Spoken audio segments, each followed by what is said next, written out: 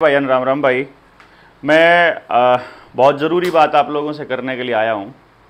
वो ये है कि कल 8 तारीख है और मैंने काफ़ी दिन पहले एक मैसेज डाला था कि 8 तारीख को हम लोग जुलाना पहुँचेंगे जनता सरकार मोर्चा के साथी। काफ़ी सारे साथियों के मैसेज आ चुके हैं और वो भी जुलाना में पहुँचेंगे। तो भाई कल का मसला क्या है, पहले उस मसले को समझ लो। कई साथियों से बात हुई है कि भाई इस पर हम लोगों को क्या करना चाहिए और क्या नहीं करना चाहिए, इस पर विचार कर लिया जाए। हमारा विचार बिल्कुल स्पष्ट है, तो आप लोगों को भी इस बात के ऊपर एक बार गौर करना चाहिए कि आप लोगों का क्या विचार है। जब आप रुपए के इतिहास को समझोगे तो आपको मालूम पड़ेगा कि भारत की सरकारों ने, जिसकी भी सरकार आई है, देश की जनता के साथ धोखा किया है बैंकों के साथ मिलकर। और वो बैंक जो इंग्लैंड के जो बैंक ऑफ सेटलमेंट है उसकी शाखा के तौर पे काम कर रहे हैं। आरबीआई के अंतर्गत सारे के सारे बैंक आते हैं। और ये आपने बेंगलोर हाईकोर्ट का वो मुकदमे का जो सुनवाई के दौरान जो कोर्ट के आदेश देखे होंगे, जिसके अंदर बड़े स्पष्ट तरीके से लिखा हुआ है और बोला हुआ है हाईकोर्ट ने कि भाई बैंक का कर्मचारी सरकारी कर्मचारी नहीं होता है। तो जब बैंक का कर्मचारी सरकारी कर्मचारी नहीं होता तो इसका मतलब बैंक सरकारी नहीं है, और वो तो आरबीआई के अंडर है, तो आरबीआई भी सरकारी नहीं है। और आरबीआई के जो दस्तावेज है, जो स्टेक होल्डर्स हैं, जो उसके शेयर होल्डर हैं, वो लोग कौन कौन है उसकी भी पूरी की पूरी लिस्ट अपने पास है और उसमें भारत सरकार का रोल नहीं है। यानी कि डिसीजन मेकिंग भारत सरकार नहीं करती है। जो बोर्ड ऑफ डायरेक्टर्स है, जो इसके लिए काम करते हैं, जो इनका बोर्ड है, वो सेंट्रल बोर्ड कहाँ से आता है इसका पता आपको तभी चल जाएगा जब आपको मालूम पड़ेगा कि उसमें नारायण मूर्ति जैसे लोग बैठे हुए हैं, महिंद्रा जैसे लोग बैठे हुए हैं, जिसमें टाटा जैसे लोग बैठे हुए हैं। तो इसका मतलब ये सारा का सारा खेल उद्योगपतियों के लिए ही खेला जाता है। अब मैं आपको ये बता रहा हूं कि जुलाना वाले केस में वो बैंक जो है वो पोजेशन का नोटिस तो वो दे चुके हैं विजेंद्र को कि भाई प्रशासन आएगा और वो उसका नोटिस वो उसको पोजेशन दिलाएगा बैंक को। कितने रुपए के लिए पोजेशन है, मकान की कीमत क्या है, इस बात से कोई फर्क नहीं पड़ रहा है। आपने लोन लिया हो मान लो 50 लाख रुपए का और आपका 2 लाख रुपया पेंडिंग बचा हो, तो उस 2 लाख रुपए पे भी वो आपकी 1 करोड़ रुपए की प्रॉपर्टी को नीलाम कर देंगे। इस तरह के नियम जब डीआरटी बनाएगी तो वो डीआरटी भी हमारे लिए नहीं है। आपने देखा होगा ग्रीन ट्रिब्यूनल ने आदेश जारी किया गाड़ियों को जब्त करने का, जो 10 साल और पुराना 15 साल वाली गाड़ियां हैं पेट्रोल डीजल वाली। उसमें भी किसी कोर्ट के आदेश नहीं है, आपको पता लगे। उसमें भी सरकार का आदेश नहीं है, क्योंकि सरकार को लोगों के लिए काम करना पड़ता है।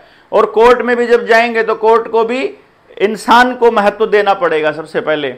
तो इसीलिए जनता के फायदे के लिए आदेश ना जारी हो जाए और कोर्ट से कोई ऐसा आदेश ना आ जाए जो उन बड़े बड़े उद्योगपति और जो इंग्लैंड में बैठी सत्ता है उसको अगर जो नुकसान ना पड़ जाए, इसीलिए वो लोग ट्रिब्यूनल बनाते हैं, ट्रिब्यूनल्स का सहारा लेते हैं।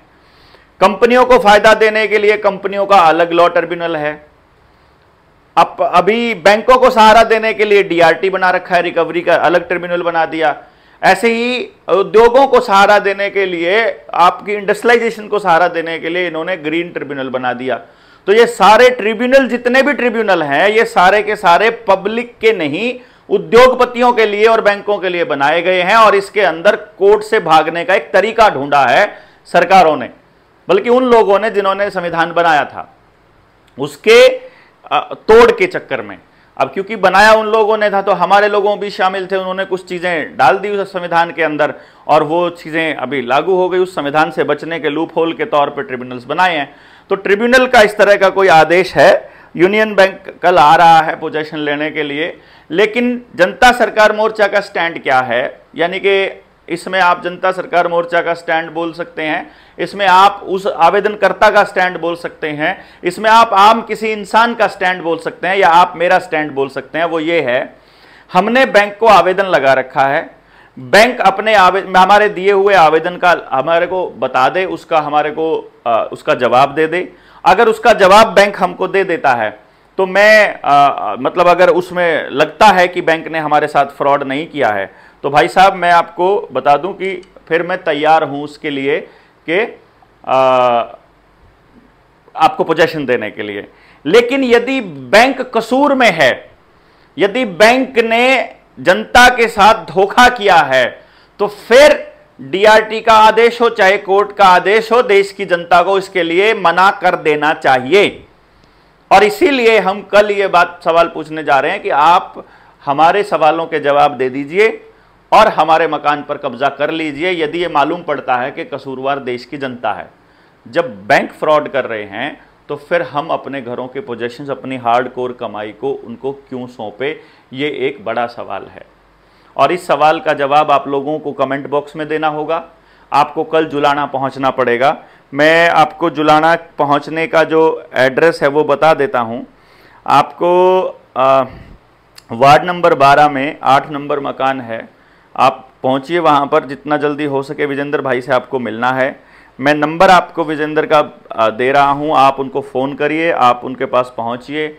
ये भाई की मुझे फ़ोन पर ही बात हुई है। इन्होंने ये कहा है कि मैं पैरालाइज्ड हूं और क्योंकि मैं पैरालाइज्ड हूं तो मेरे पास कोई दूसरा ऑप्शन नहीं है अभी इस फाइट करने के अलावा। तो अभी ये फाइट कितनी जारी रहेगी इस पे तो डिपेंड करेगा, लेकिन फिलहाल मजलूम के साथ खड़ा होना जनता सरकार मोर्चा का पहला धर्म है और हम इसको मान के भी चले हुए हैं। हालांकि ये काम समाज का होना चाहिए, जो आपके आसपास का समाज है। इसीलिए पहले दिन से जनता सरकार मोर्चा के साथी सभी ये कहते आ रहे हैं, मैं भी ये बोलता आ रहा हूँ, अपनी टीम तैयार कर लीजिए, अपनी टीम तैयार कर लीजिए। अपने आसपास 10, 20, 50 ऐसे साथी आपके होने चाहिए जो आपको कॉल करने के आधे घंटे में पहुँच जाए। अब मुझे चंडीगढ़ से आना पड़ेगा, कोई साथी रोहतक से आ रहा है, कोई कत्थी कहीं से आ रहा है, लेकिन फिर भी हम लोग पहुंच रहे हैं। हर किसी के यहां नहीं पहुंच पाएंगे, हम केवल आपको उदाहरण देकर बता रहे हैं कि क्या होने वाला है। अगर कल को एफआईआर होती है, किसी के साथ लड़ना पड़ता है, तो उसके लिए हम लोग स्टैंड लेंगे कि एफआईआर करनी है तो हमारे खिलाफ कीजिए। बाकी आप लोग पहुंचिए, अगर नहीं पहुंचेंगे तो प्रशासन किसी के भी घर में घुस जाएगा। ये बैंक वाले किसी के घर में प्रशासन को लेकर घुस जाएंगे। प्रशासन का काम कब्जा दिलाने का नहीं है, ज़बरदस्ती करने का नहीं है। बाकी देखते हैं कल क्या होता है। हमारी रक्षा के लिए जो प्रशासन बना है वो कल बैंकों के लिए, प्राइवेट लोगों के लिए काम करता है कि देश की जनता के लिए देखने वाली बात होगी।